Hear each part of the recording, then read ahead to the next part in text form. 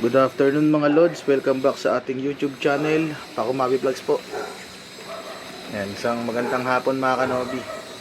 Matagal-tagal na naman tayong hindi nakapag-upload ng ating mga videos. Yan, hindi tayo nakapag-update sa ating mini aviary.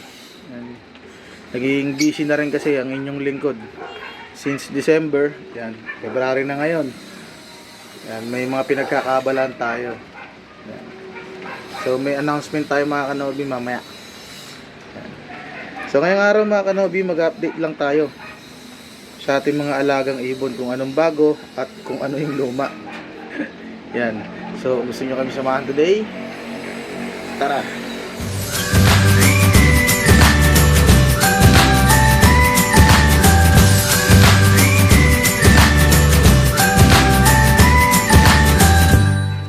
So yun mga kanobi, no? Konting kwentuhan muna tayo. Yan. Konting kwentuhan muna tayo sa buhay-buhay. Since medyo matagal tayong hindi nakapag-upload. Yan, kukwenta ko na rin kung bakit ako naging busy.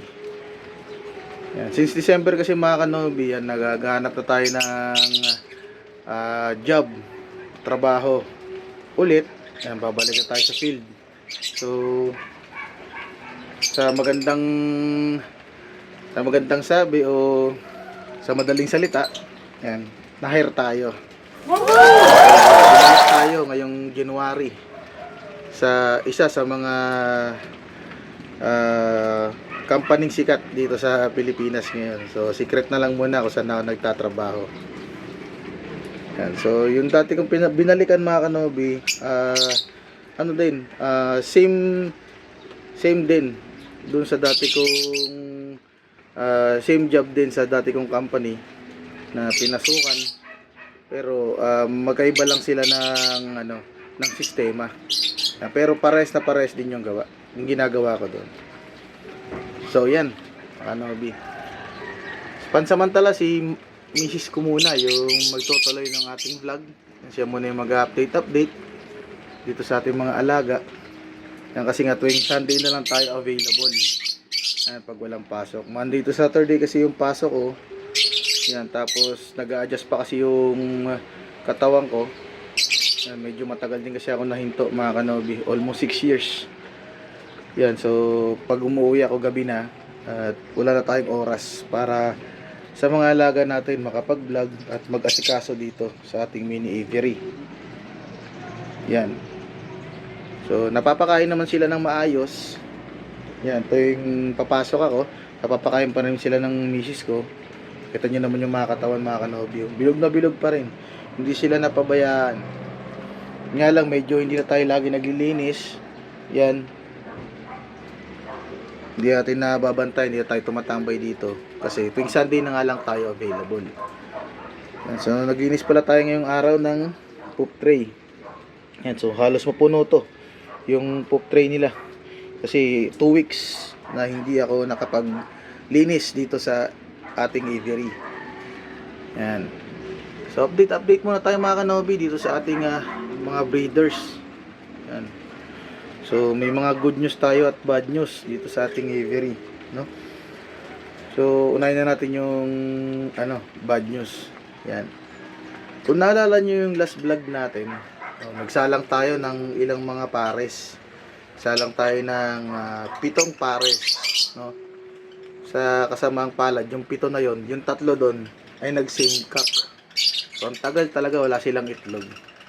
So, tinambayan lang nila yung ating nest box. Kaya ngayong araw binaklas ko na sila. Unahin na natin yung mga binaklas natin, no? So dito mga kanobi, yan yung binaklas natin dito. Yung isang cobalt blue o possible pale fallow, possible blue to, na kapares niya itong visual blue o pale natin. Yan. Kita ba? Parang ayaw mag-focus ng camera. Yan, ito. Nasa ilalim hindi makita. Basta ito yung ating nag-iisang visual o pale. Yan. Pinares natin dito sa ating green Ewing Opa split pale fallow. So ang nanay naman nito ay isang visual na violet pale fallow, tsaka isang green Opa split, fail follow. Yan. So, automatic split na siya. Yan. Nag-OPA pa, 6 link hen siya. Yan. Kaya siya yung ilagay natin dito. Yan. Matured na rin siya. Nasa, tingin ko, nasa 8 months na rin siya. Yan. Ito talaga matured na. Hindi nag-focus yung camera. Yan yung ating blue OPA pail. Yan. So, sila muna yung pinagpares natin. Yan, tignan natin. Sa hanggang susunod na buwan kung anong mangyayari. Na, matapang kasi itong ating hen na to. Yan, nanggugulpi lang dito sa flight. Tapos yung kapares naman niya, automatic syempre, dito muna natin ilagay. Ayun. Yung cobalt blue na yan. Nandyan muna siya.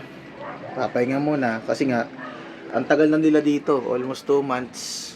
Wala pa rin. Nag-nesting pero wala namang nangyari. Wala pa rin itlog. So tingin ko, same cock sila. Kaya binaklas ko na. So, dito naman, sa baba, yung ating Lutino, albino, tsaka yung Lutino na pinagpares natin. Ganun din ang senaryo. So, tingin ko same cock sila. Yan. Ang ginawa ko na lang, binaklas ko yung nandito na Opa Latino na babae, yung hen natin dito, nilagay ko dito sa baba. Yan, tapos kinuha ko na rin yung isa doon dito. Yung may Lutino tayo dyan na akala natin hen din. Nilagay na lang natin dito para syempre sila yung mga red eye visual. Bahala na sila sa buhay nila kung magpares-pares sila dyan. Medyo na sumasakit na ang ulo ko dito sa albino na to Tagal na. Isa na siya sa mga pioneer kong ibon. At hindi ko pa rin siya nakukuha ng ng lahi.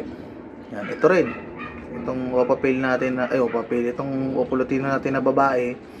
Nakailang itlog na, yun nga lang hindi siya nakakabuhay rin. So ayan, binaklas na lang din natin. Sana naman hindi niya gulpin tong tatlo. Tingin ko tong tatlo bahala na siya mamili dyan. Kahit saan siya pumaris, back to back pa rin Yan.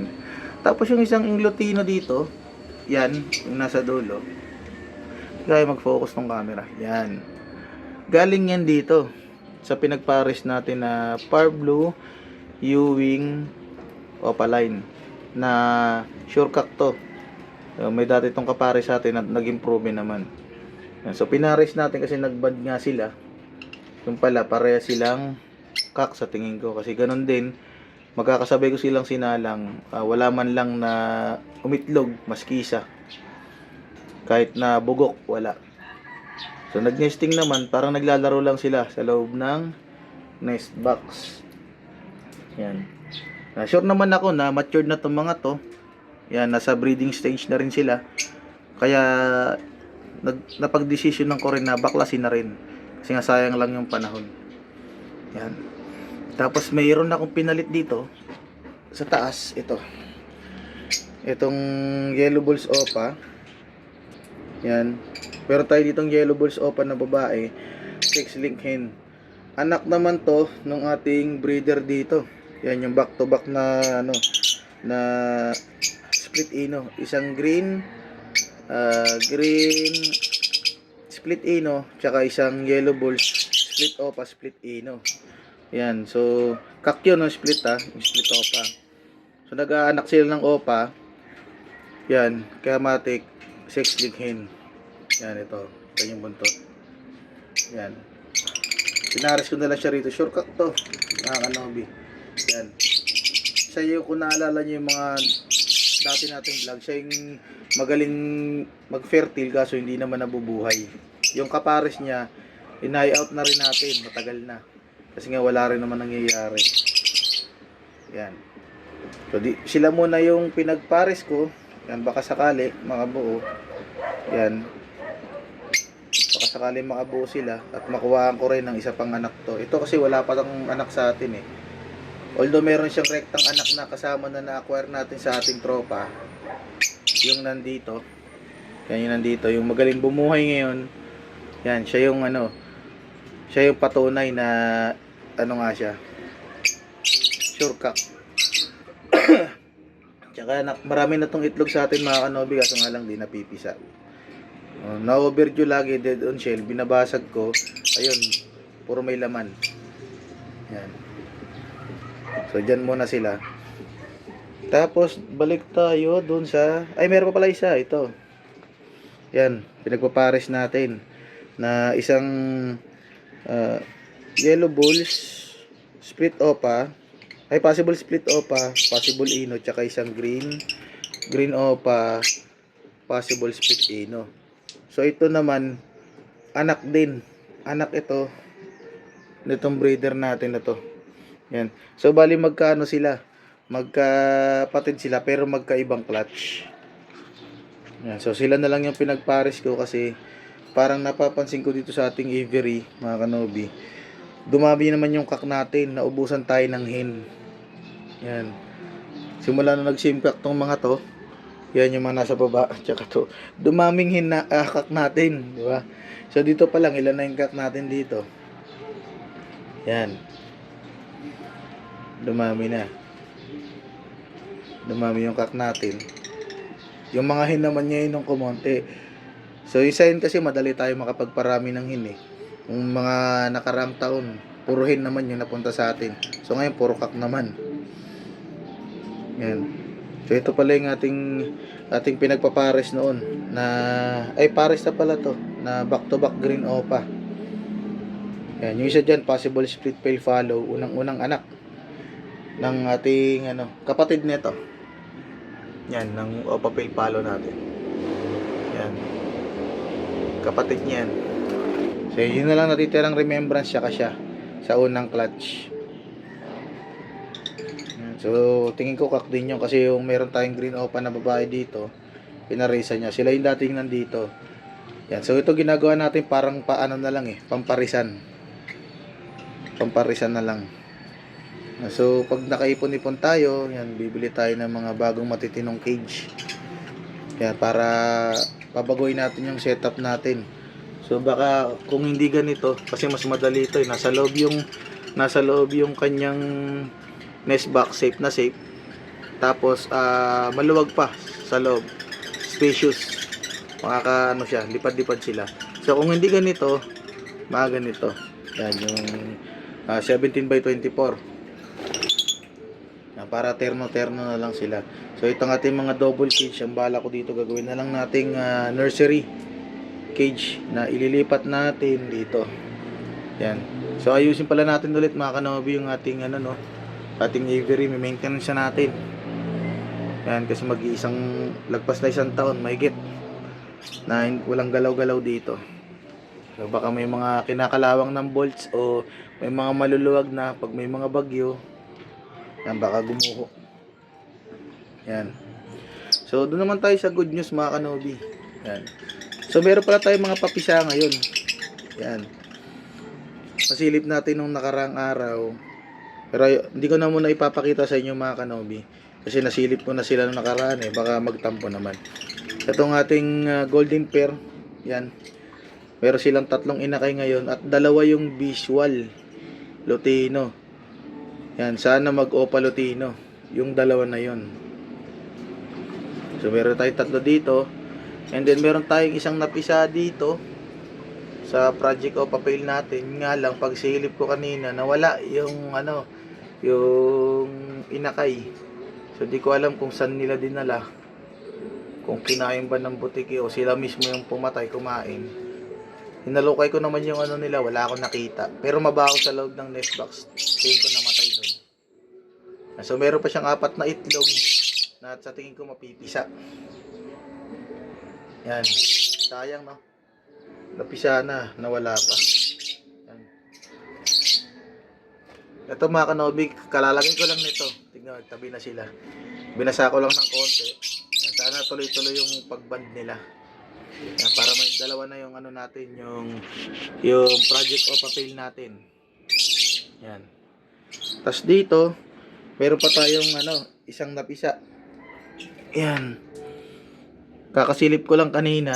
Yan lang, naisipan ko kasi mag-vlog. Sana binlog ko na pala kanina. Nabulaga ako, may isa na pala na napisa. Maliit pa. Siguro kapipisa lang nito kahapon o ngayon. Yan. So, ito kasi medyo maselan tong breeder ko na to eh. Pag sinisilip mo na sinisilip, pinapatay niya eh. So, hayaan na lang muna natin siya dyan para ina na niya gambalain. Hindi niya naguluhin yung kanyang anak. Tapos dito, medyo nagloko yung breeder natin dito na back to back pastel. Opa split ino, yung Opa Lutino din natin. Nakailang clutch na siya. Yun nga, lagi maga kasi yung puwet niya. Itlog ng itlog, tas pag hindi naman na napipisa.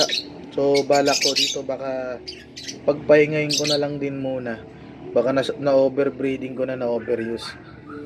Kasi every may itlog siya, kaso nga lang hindi naman nabubuhay. Itlog lang ng itlog. Maselan din kasi ito mga kanobi. Itong breeder natin to. Ito yung kauna-unahang naglabas sa atin ng Opo Lutino. Yan. Kaso yung Opo Lutino na yun namatay. Sayang. So yan mga kanobi, yun lang yung mga aganapan dito sa ating mini aviary. Yan. So kung di nyo muna ako makikita sa video, yan, sa mga uploads natin, yan. Sorry na po kagad. Yan. Pasensya na po kasi syempre kailangan din natin kumita ng pera para sa ating pamilya. Yan. So si Mrs. muna yung magpapatuloy ng pag free siya para meron tayong upload. Yan, may update tayo sa mga alaga. Yan. So yun nga pala meron pala tayong nagparapol pala tayo nung last December. Nga lang hindi na kasi na vlog, mabilisan na kasi. Ang nangyari na lang yung mga nauna na lang na nagsabi sa akin, o siguro around 20 yata yun, 20 participant lang sila. Sila na lang yung pinagpilian ko kasi busy na nga tayo nung nung December. So okay, mag-alala yung mga hindi nakasali nung December, in the near future yan mamimigay ulit tayo. Pagpaparami lang ulit tayo kasi ngayon medyo may mga binigyan tayo ng alaga at may mga bibigyan pa. Siyempre nangonti ulit sila. Tulad sa flight natin, konti na lang. Yan. Tsaka yung mga natin, inaabangan natin, namamatay naman. Kung nabubuhay sana yung marami tayong ipamimigay. Tsaka pakiusap ko lang po dun sa mga gustong sumali, kung ayaw nyo po nung pinamimigay nating ibon, please lang wag na lang po kayong sumali, kasi parang lumalabas, nagiging demanding po tayo sa pinamimigay, bigay na nga lang po naghahanap pa po tayo ng iba. So pasensya na po, yun lang po yung kaya nating ibigay sa ngayon kasi makikita nyo naman yung invitation ng mga ibon ko ay hindi naman po ganun kamamahal. Yan. So yung mga minsan nananalo sa ating mga paraffle, bariya na lang po sa kanila yung mga pinamimigay natin. Yan. So tayo naman masaya na tayo kung anong meron tayo. Hindi na po tayo naghahangad nung mga pangmalakasang ibon. Yan. Kasi hindi pa naman po talaga kaya ng budget. So kaya po tayo nag-iibon kasi libangan lang po, hobby, at hindi po natin to pinagkakakitaan. Yan. So yun lang para sa hapong ito mga kanobi. Kung di ka pa nakasubscribe sa ating YouTube channel, mag-subscribe ka na at pindutin mo na yung notification bell para lagi kang updated sa mga bago kong videos na gagawin dito sa aking mini aviary. Yan. So yun lang para sa hapong to. Like, share, and subscribe. Ingat mga kanobi.